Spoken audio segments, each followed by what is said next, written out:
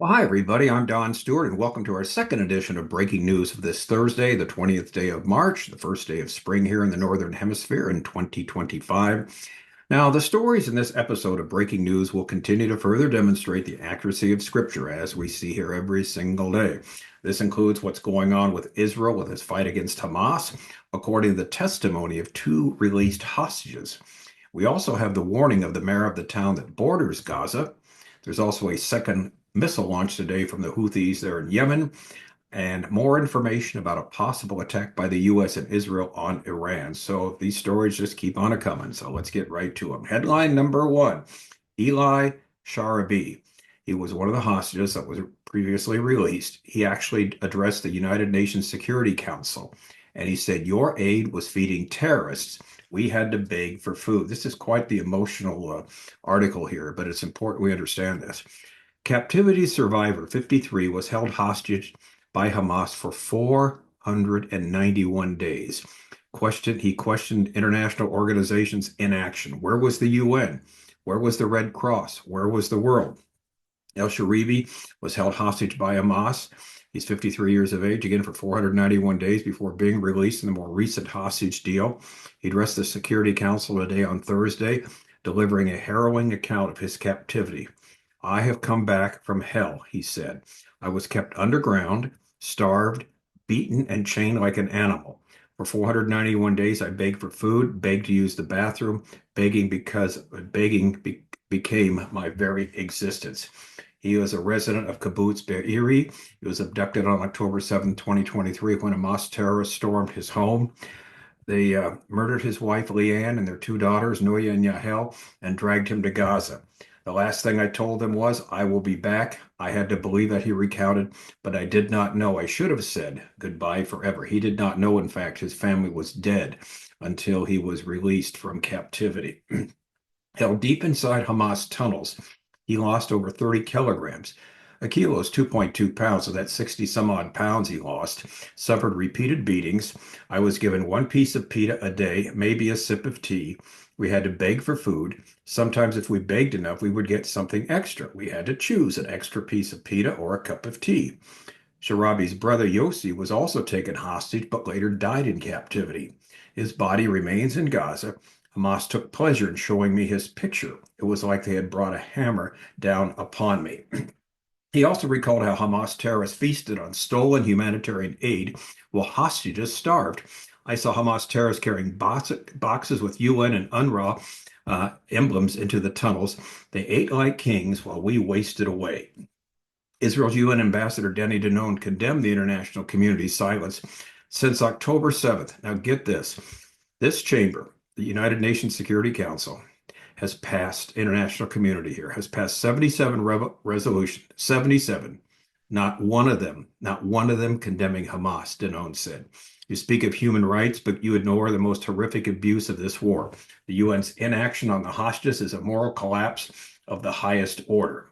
Now, this last paragraph says it all. 77 resolutions have passed the United Nations since October 7, 2023, with none condemning Hamas. This illustrates one of the signs of the end. From our book, 25 Signs We're Near the End, sign 21, there will be a rise in anti-Semitism. The entire world will be against Israel. This, of course, is a free download from our website, Educating Our World. Now, when answering this question, I want to read you a little bit what we wrote. We talk about people tend to fall into three groups with respect to Israel. When you ask people today about their opinion of the Jews and the state of Israel, they tend to fall into three specific groups. Jewish Christian writer Steve Maltz lists them as follows: those who believe that the Jews and the state of Israel have, in some way, a divine mandate; those who believe they have no divine mandate in any way; and those who haven't got a clue about the matter because people in the other two groups seem equally persuasive. If you are a Christian, then you need to have an opinion. You need to know God's truth in this matter. That's excellent quote here. It's from his book, Steve Maltz, called Outcast Nation, Israel, the Jew, and You, the complete story from Abraham to Armageddon. Excellent book. All right. We do indeed need to know God's truth with respect to the nation of Israel. Furthermore, we also know that there's only one place we can discover it, and that is, of course, the Bible, God's word to the human race. So from it, we have an explanation. as to how the world will look at the Jews in the last days, as well as how the Bible believer will look at them. Simply put, the entire world will be against them. We know that from the book of Zechariah, and we're certainly moving towards that right now. Now, from another hostage, we discovered the massive scale of the tunnels of Gaza. This is another article from a hostage that just recently was released. This is from Israel National News. The released hostage says Hamas, get this, Hamas could walk for 5 days in the tunnels they have left. Tal Shoham spoke in a recent interview about the massive scale of the remaining Hamas tunnels, which are still being expanded. He says every day from 5 a.m. to midnight, the guards holding Israeli hostage Tal Shoham use an electric demolition hammer to dig further into the soft Gaza clay, Shoham revealed in a recent interview with ABC. Released last month during the first phase of the ceasefire between Israel and Hamas, Shoham explained that the tunnel building teams worked in 9-hour shifts. Since the terrorist organization's surprise attack on Israel on October 7th, 2023, Hamas has survived Israel's heavy airstrikes by expanding its intricate network of tunnels under Gaza, known to Israeli officials as the Metro. For over 200 days, Shoham and 3 other hostages were confined to a 120 square foot tunnel shaft, nearly half of the 505 days he spent in Hamas captivity. Shoham recounted being led on a 2.5-hour walk through the sprawling underground system, which Hamas claimed connected northern and southern Gaza. He was astounded by the vastness of the tunnels. Shoham was told by his captors that it was possible to walk for 5 days from Gaza City in the north to Rafah in the south, with new branches being dug every day. Hamas took great pride in this extensive tunnel network. Now, Gaza, for our understanding, is 141 square miles. It borders the Mediterranean Sea, Egypt, and Israel. It's a 25-mile-long stretch of coastal land, like we said, 141 square miles or 365 square kilometers. Its coastline is, again, 40 kilometers or 25 miles. It's geographically about the size of Philadelphia, Detroit, or the country of Grenada. Now, initially, when Israel first went into Gaza, they believed their intelligence had told them Hamas had approximately 100 miles of tunnels underneath Gaza. Then they arrived in Gaza and they changed the estimate to 500 miles of tunnels, intricate tunnels going back and forth through Gaza. Now it seems to be much larger than this. In other words, there's a tremendous amount of work that still needs to be done to rid Hamas and all its weapons and everything else from Gaza. Now, headline number 3 is from the Stewart mayor. He said, if we don't destroy Hamas now, it will never happen. This is from Israel National News. Mayor Alon Davidi warns that if Israel does not destroy Hamas and bring home the hostages, the residents of Stewart, the Gaza border communities, and the north will continue to live under fire as they have lived for over 20 years. Now, Stewart has a population, or had a population, about 40,000 residents before the October 7th attack. It's located less than a mile from Gaza, while citizens in other parts of Israel have been given 30 to 60 seconds to reach shelter when the air raid sirens sound. Now listen to this and let this sink in. Due to Stewart's close proximity to Gaza, the IDF Homefront Command has given its residents only 8 to 15 seconds to reach shelter. Now, can you imagine living in such a situation? They have schools there, they have kindergartens, kids that play outside. You hear the air raid siren.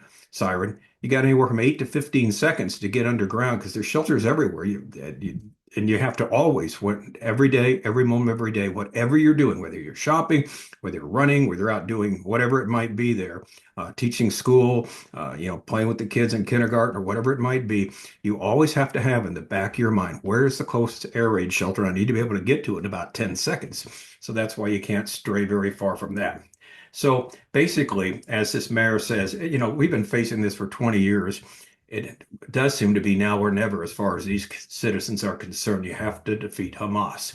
Now, a good headline here is the next one's from the IDF, the new IDF chief of staff. When we talk about defeating Hamas, it means everywhere. ID Chief of Staff LTG ER Zamir held an operational situational assessment in Judea and Samaria and stressed that the mission to destroy Hamas is in effect in that region as well. He held this assessment yesterday, Wednesday, in Judea and Samaria, along with the commanding officer of the Central Command, named Avi Bluth, the commanding officer of Judea and Samaria Division, Yaakov Dolev, and brigade commanders and other officers. And here's what he said. In Gaza, we launched a surprising and powerful operation with the return of all the hostages as a top priority, to which we are committed in every action, he said. When we talk about defeating Hamas, it means defeating Hamas everywhere, including here in Judea and Samaria. Continue the ongoing counterterrorism operations alongside robust defense. Now, this expansion of the war could very well happen. Now, if so, it would be a fulfillment of the situation, of the situation Israel will find itself in the last days, according to Ezekiel chapter 38, namely living in relative security, not worrying about any other attack or any invasion. They think they're safe, and they are not. And this is what happened, of course, in the Yom Kippur War in 1973, then 50 years and one day later. What would we have? The same thing took place again in 2023. Of course, this is not the case at the present time. They're not anywhere near any type of situation where they feel secure and safe. Just the opposite, as we just read the previous story about the tunnels there and the people living in the tunnels. And we know they have approximately 25,000 soldiers there living there in Gaza. And so it's still a very dicey situation. Now, not the case at the present time. Well, here our next headline tells it like it is. Twice in the last 24 hours, Houthi missile triggers sirens in Jerusalem and the surrounding area. Remember, we talked about that this morning, 5 a.m. this morning. Missile came from the Houthis in Yemen, and everybody hit the air raid shelters. Well, it happened again since the last time we got together with you. The missile was intercepted by the Israeli Air Force prior to crossing into Israeli territory, the IDF said. Rocket sirens sounded in Jerusalem and the surrounding area in the Shefla region, starting at 7:28 p.m. on Thursday, following a missile launch from Yemen. So the first one was at 5 a.m. Then 14 hours later, a second missile was fired by the Houthis from Yemen at Israel. It was intercepted by the IAF, the Israeli Air Force, prior to crossing into Israeli territory, the military said. Israel's emergency response servant, Magen David Adom, said no injuries were reported apart from several individuals suffering from anxiety. We talked about that earlier today. You have a lot of people, whenever these air raid sirens, can you imagine waking up in the early morning, 5 a.m.? Some of us already up by then, but most people sleep in past that time and waking up and having to run to a shelter. And so there's a lot of anxiety. And there were people actually hurt, and it always seems to happen, running towards the air raid shelters, because again, you have about 30 to 50 seconds usually when this takes place. All right, now let's again recall what Donald Trump said. If any missile comes from Yemen to Israel, he will hold Iran responsible, which brings us to our sixth story. And this headline here is a very important story. It's really interesting. It's from the Jerusalem Post, and it's an analysis of what's going on. And here's the title. Iran's nuclear crisis finally has a deadline. Here's what it means. Either Tehran will reach a deal with the U.S.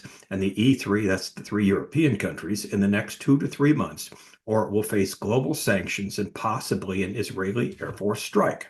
From October 26, 2024 until around February, Israeli officials exhibited unprecedented and explicit confidence about both their ability and readiness to attack Iran's nuclear program. They also expressed a sense that they would have incoming and eventually President Donald Trump's backing for such a new and major move, with many hinting that could happen in early 2025, meaning before where we're at right now. And these officials, as the articles say, had good reason to do so. During the election campaign, Trump multiple times explicitly endorsed Israel striking Iran's nuclear program. They did not, if they did it, even before Election Day. However, once he entered office, he repeatedly de-emphasized Israel using force and advocated loudly for a diplomatic deal. A couple of months went by with basically nothing happening between Trump and Iran, while Israel sat patiently on the sidelines, with many top officials seeming to lose their sense of urgency or their sense that Trump would let Israel act anytime soon. There seemed to be no plan or timeline. Here comes the then.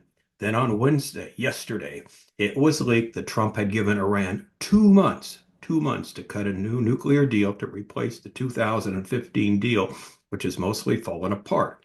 Shortly after this, it was leaked that leading European countries like England, France, and Germany, called the E3, had given the Republic until June to reach a deal before facing global snapback sanctions. It would seem that now the table is finally set. So sooner or later it must happen. We'll keep an eye on this. In the meantime, Israel, of course, is busy with Hamas in Gaza. But at least we seem to have some deadlines now. A couple of months, the E3 have given them till before June. Here we are in the end of March. We've got April and May, just 2 more months, a couple more months. And then that's it, according to both Trump and the E3. So we'll keep an eye, like we said, keep an eye on this because sooner rather than later, because Iran isn't listening. Now they'll try to play games and try and say, well, we'll do this, we'll do that, go back and forth. But just like with Hamas and negotiating with them, enough's enough. And it's time to stop talking and start getting rid of these people. And Hamas and Iran, again, are the two of the big major problems. Iran is the big problem, of course, the head of the snake with Israel. And as we've talked about before, and we'll talk about again, they're going to be neutralized to the point where they will not be able to lead an invasion in the last days. It will be a surrogate of Russia, according to Ezekiel 38, 39, along with Turkey and other countries that do invade Israel, but they will not be the huge military power that they are now with the various surrogates. And their surrogates, like we said, Hezbollah, the Houthis, and Hamas are all getting eliminated. All right, so a lot going on here. And that's the latest. So we'll keep in touch. Like I said, every day we have so many headlines. We're doing 2 programs a day because of the number of headlines, and we still haven't gotten to all of them. So much is going on. We'll keep you posted. And as always, if any major breaks, we'll break it and do another edition of breaking news. Until then, thank you so much for watching, and may the Lord richly bless.